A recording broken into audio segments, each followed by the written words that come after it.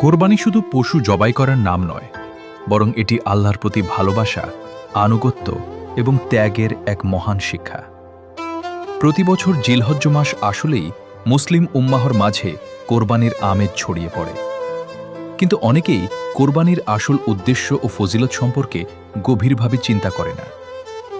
কোরবানির ইতিহাস আমাদের নিয়ে যায় হজরত ইব্রাহিম আলাইহিসসালাম এবং হজরত ইসমাইল আলাইহিসসালামের সেই মহান ঘটনার দিকে।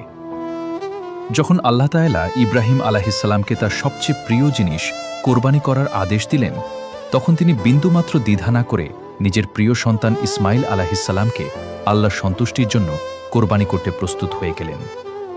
আর ইসমাইল আলাইহিসসালামও বলেছিলেন, হে আমার পিতা, আপনাকে যা আদেশ করা হয়েছে তাই করুন।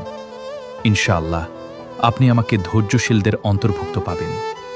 এই ঘটনা আমাদের শেখায় আল্লাহর ভালোবাসা সবকিছুর ঊর্ধ্বে। যে ব্যক্তি আল্লাহকে সত্যিকারভাবে ভালোবাসে, সে আল্লাহর আদেশ মানার জন্য নিজের ইচ্ছা, আবেগ ও প্রিয় জিনিসও ত্যাগ করতে প্রস্তুত থাকে। কোরবানির সবচেয়ে বড় শিক্ষা হল তাকওয়া অর্জন।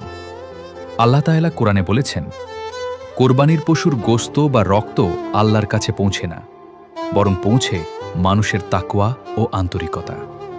অর্থাৎ আল্লাহ আমাদের বাহ্যিক কাজের চেয়ে অন্তরের নিয়তকে বেশি মূল্য দেন। আজ অনেকেই কোরবানিকে শুধু সামাজিক মর্যাদা বা লোক দেখানোর বিষয় বানিয়ে ফেলেছে। কে বড় গরু দিল, কার কোরবানি বেশি দামি, এসব নিয়ে বেশি আলোচনা হয়। কিন্তু একজন মুমিনের চিন্তা হওয়া উচিত, আমার কোরবানি কি আল্লাহ কবুল করবেন? আমার অন্তরে কি সত্যিকারের তাকওয়া আছে? কোরবানি মানুষের মাঝে ভালোবাসা ও সহানুভূতি সৃষ্টি করে। যখন গরিব, অসহায় ও অভাবী মানুষ কোরবানির গোশত পায়, তখন তাদের মুখেও হাসি ফুটে ওঠে। ইসলাম শুধু নিজের আনন্দ নয়, অন্যের আনন্দের কথাও শেখায়। কোরবানি আমাদের ত্যাগের শিক্ষা দেয়। যে ব্যক্তি আল্লাহর জন্য কোরবানি করতে শিখে, সে জীবনের অন্য ক্ষেত্রেও আল্লাহর আদেশ মানতে